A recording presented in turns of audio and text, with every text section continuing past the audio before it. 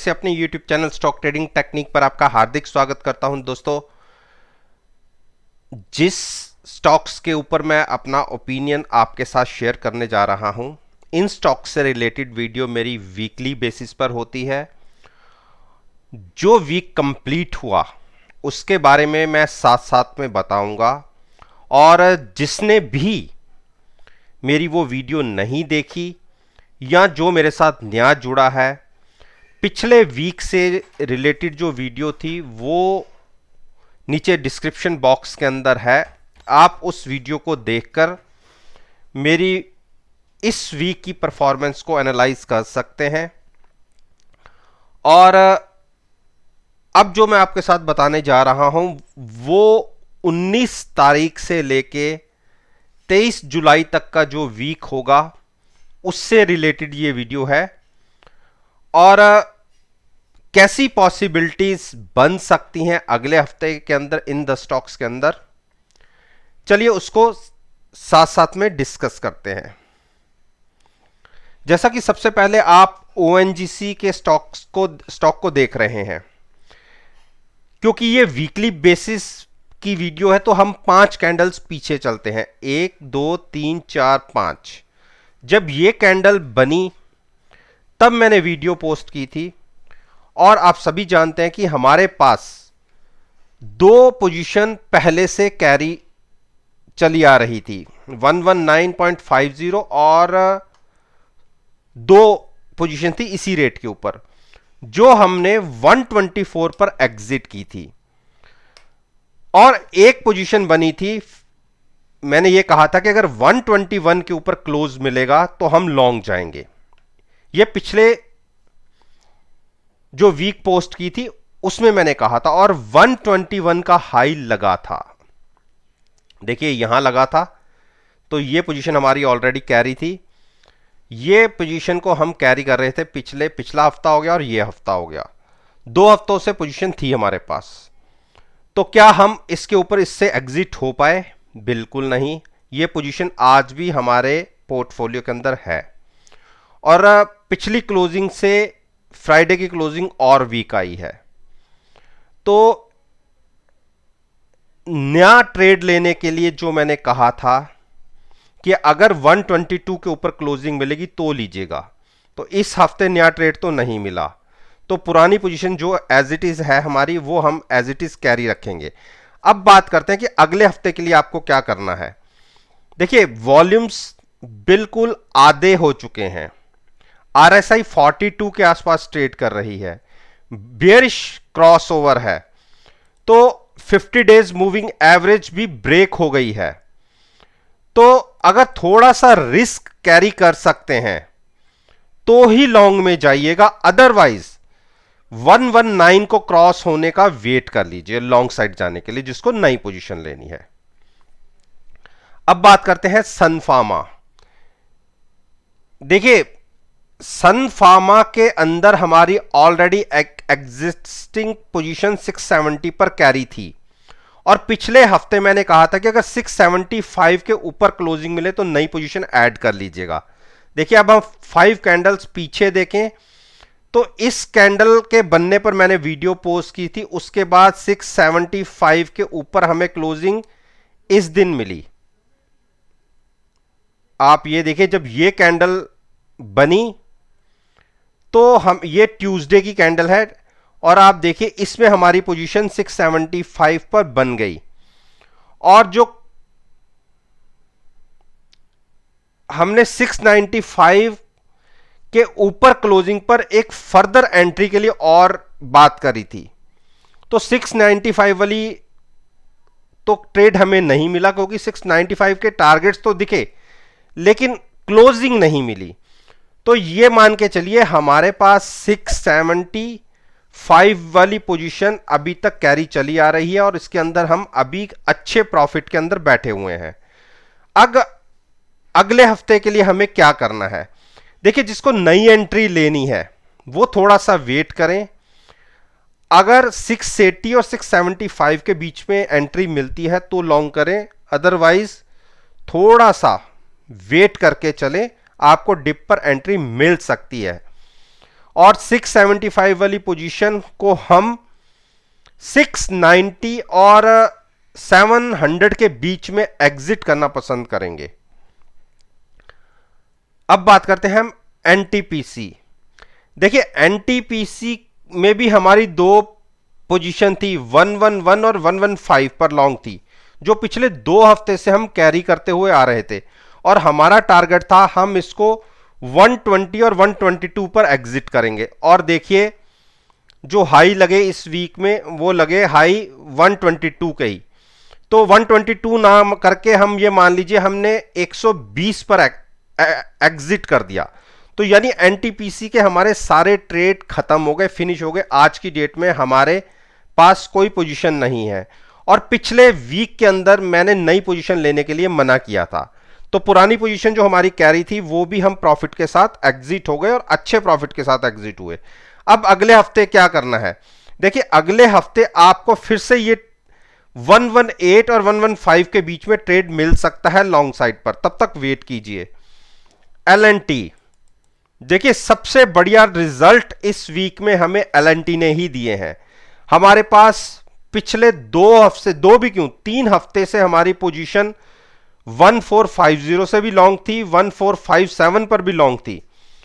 और last week मैंने कहा था कि अगर 1470 के नीचे मिले तो और लॉन्ग कर लीजिएगा।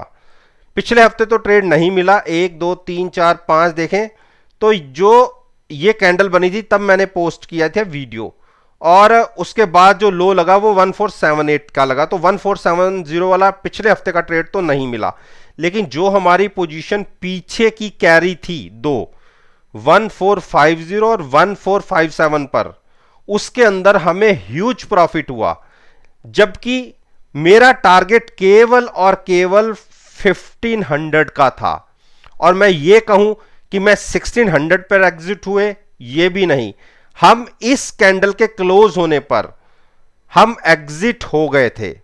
1430 के टारगेट पर हम एग्जिट हो गए। उसके बाद वहां से भी फर्दर इस स्टॉक ने तकरीबन 120 पॉइंट्स और गेन करके क्लोजिंग दिखाई है।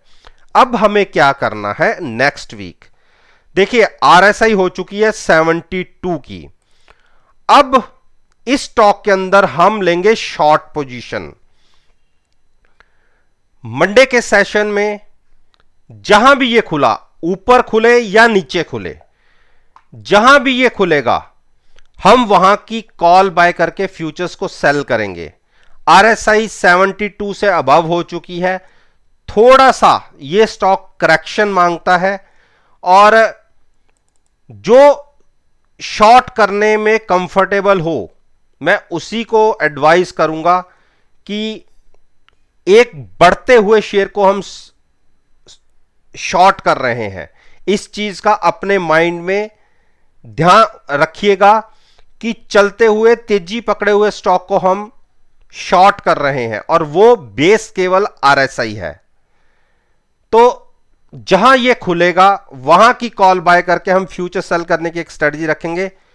1600 या उसके अबव या 1580 और 1600 के बीच में भी हम इसको शॉर्ट करने में बिल्कुल कंफर्टेबल हैं। तो ये ट्रेड फ्रेश ट्रेड, नया ट्रेड, अब हमारे पे इसमें कोई पोजीशन नहीं है, शॉर्ट साइड पर बनाएंगे। अब बात करते हैं HCL टेक की।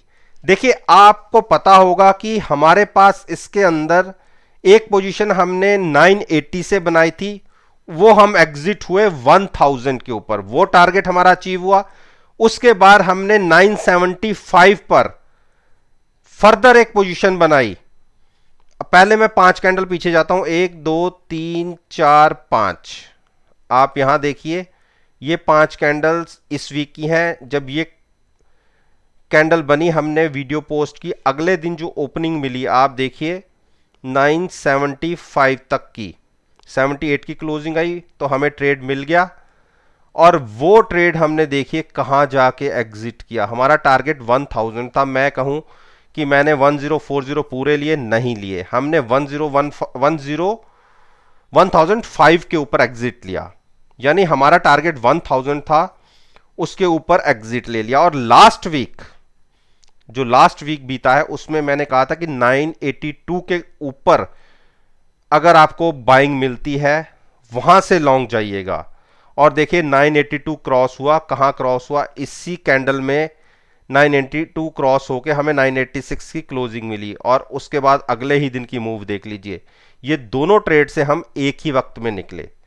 982 पे हमने लॉन्ग लिया था, 986 की क्लोजिंग मिली, इसी दिन हम 4 रुपए ऊपर क्लोज हुए और अगले दिन की मूव में हमें 1005 पर एग्जिट मिली। तो इस टाइम हमारे पास अब ये कोई ट्रेड नहीं है HCL टेक्नोलॉजीज के अंदर और बहुत अच्छे प्रॉफिट के साथ हम एग्जिट हुए हैं सभी ट्रेड्स के अंदर। अब नेक्स्ट वीक की क्या पॉसिबिलिटीज हैं, अब पहले उस पर ध्यान लगाते हैं। देखिए एक बड़ी गिरावट फ्राइडे के सेशन में दिखी और हम थोड़ा और वेट करेंगे। मेरे हिसाब से ये स्टॉक आपको फिर से 980 और 970 के बीच में मिल जाना चाहिए, तो वहां पर बाय करने की सोचेंगे, थोड़ा सा वेट करते हैं।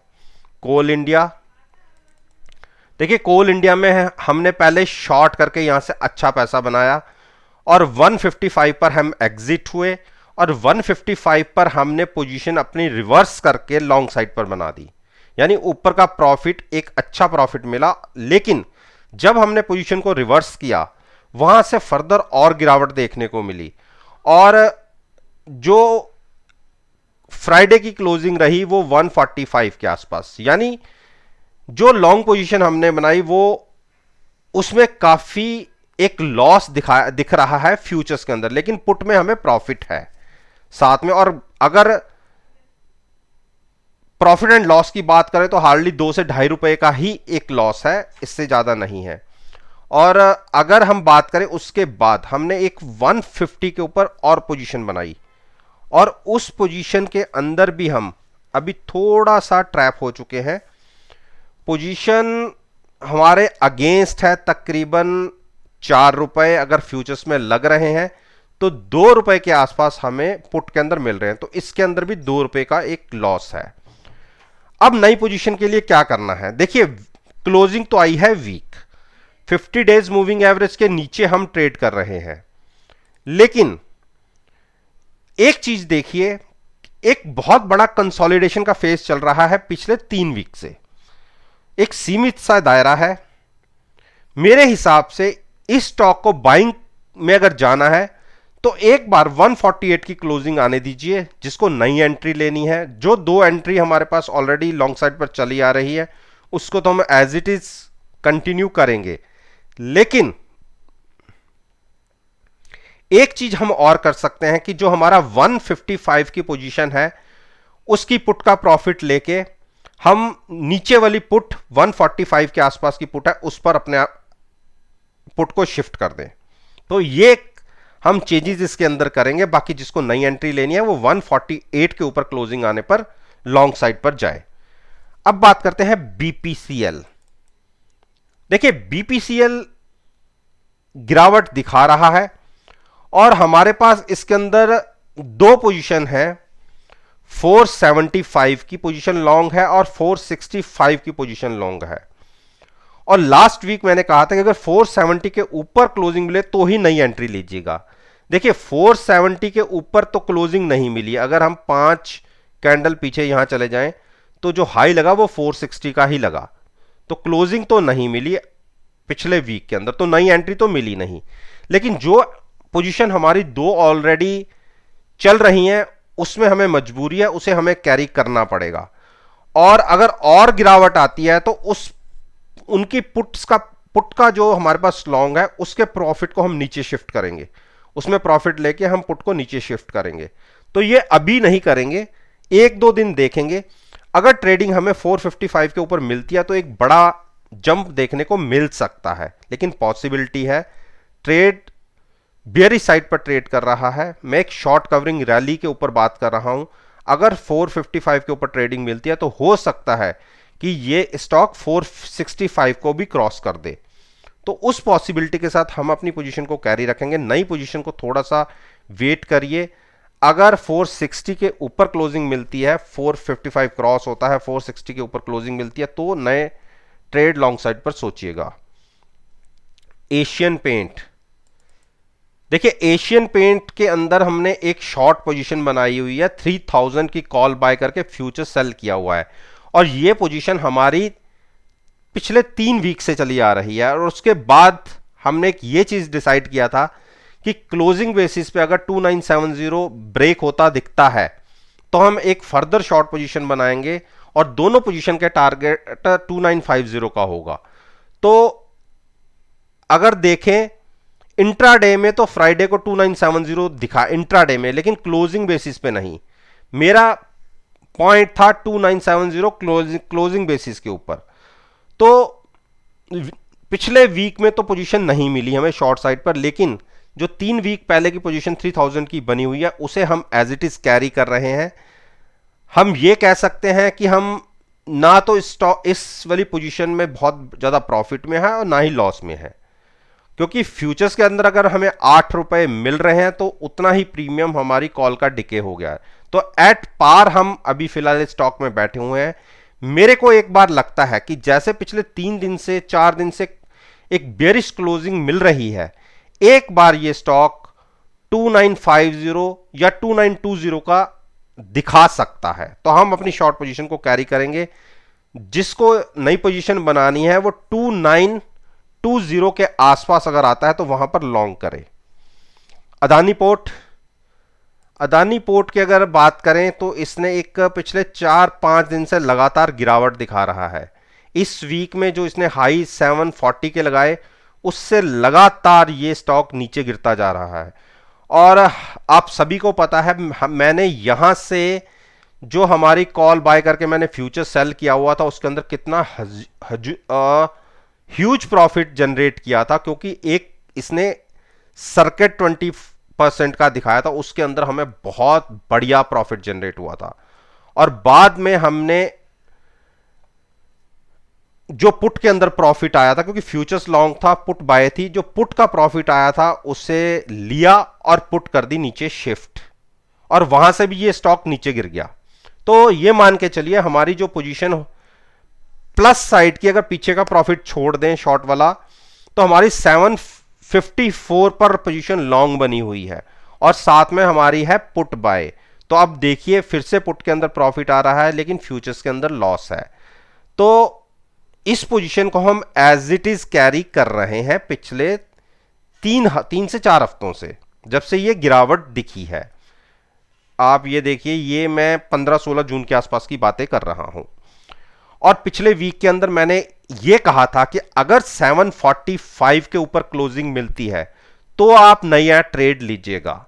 तो जो पिछले हफ्ते का हाई लगा, क्लोजिंग छोड़ दीजिए, 738 के आसपास का लगा, तो ट्रेड 745 वाला तो नहीं मिला जो पिछले वीक मैंने लेने के लिए बातें करी थी। अब गिरावट बढ़ चुकी है, 4-5 दिन से लगातार नए लो दिखा रहा है ये स्टॉक। 687 के आसपास की क्लोजिंग मिली है।